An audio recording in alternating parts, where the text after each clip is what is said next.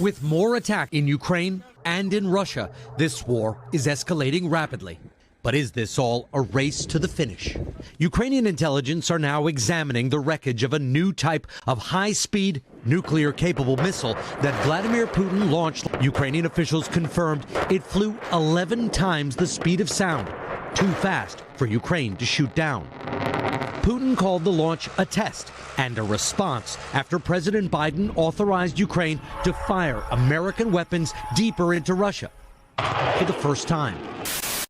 When I think about the things that need to be fixed when it comes to the federal government, I also think about the intelligence community. And the intelligence community, obviously Kash Patel is front and center, but there's also Tulsi Gabbard, who's going over there as the DNI. And of course, she's fighting an uphill battle, maybe not as far uphill as some, but she's fighting a battle as well to get over. There's this new hit piece out on her. And I don't know, Ben, what do you think? Is this really going to stop her chances? Because apparently one of her former staffers said that she might be a Russian agent. Why? Well, because he saw her once watching RT, and she was watching a clip from RT. So, I mean, that pretty much just seals the deal, doesn't it?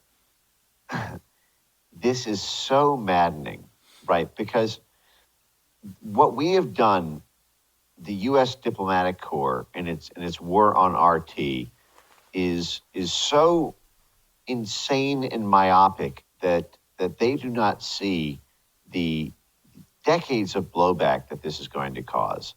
The fact is, we have not declared war on Russia. Yes, there is a proxy war with Russia, but the fact is every country has its own version of RT.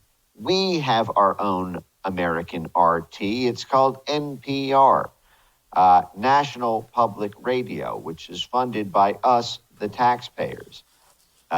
We have dozens of them, actually. Everything funded by the U.S. Agency for Global Media. That is a formal U.S. government agency that funds media.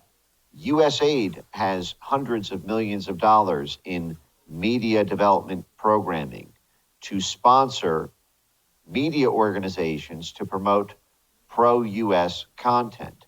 The State Department funds tens of millions of dollars of U.S. media development assets. The National Endowment for Democracy subfunds another tens of millions of dollars for you. This is part and parcel of all diplomatic engagement. For example, the United Kingdom, people are forced effectively by law to pay for their state broadcaster, BBC. This war on RT, by saying because they are a Russian TV station, that therefore every single thing is Russian intelligence, and anyone who's ever accidentally watched an RT segment while flipping through channels or surfing the internet has to be interrogated for potential covert links to the Russian state. So you basically walk into a FISA trap if your digital footprint shows you've ever retweeted RT. This is happening to people. Scott Ritter and another journalist had their homes raided this year by the FBI, had their electronics taken out of their home, had their cell phones seized because they once had shows on RT and because they have overt links effectively then to Russia because it's a Russian TV station. They need to be investigated by the intelligence arm of our Justice Department for potential covert links, just to make sure there wasn't anything else they were talking about.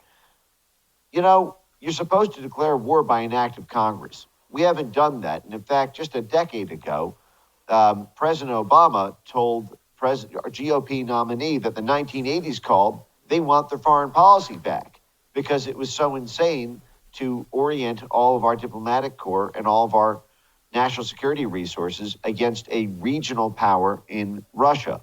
But then lo and behold, the George Soros network financial interests got hit in Ukraine 2 years later in 2014. And then suddenly there goes our whole philosophy about media being a free market competition between different nation states when it comes to this sort of thing. But the fact is they are using RT as part of a nasty get out of Constitution free card called counterintelligence, which is this idea that our intelligence agencies are not supposed to spy on U.S. citizens. But if they slip that word counter in front of it and they call it counterintelligence, oh, we're not spying on you to spy on you. We're spying on you to see if another spy agency from another country is spying on you.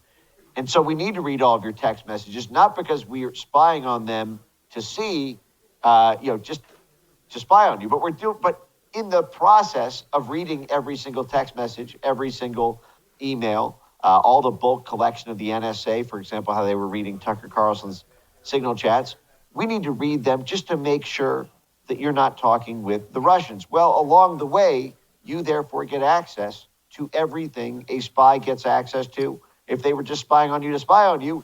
And by the way, intelligence agencies leak that to the press.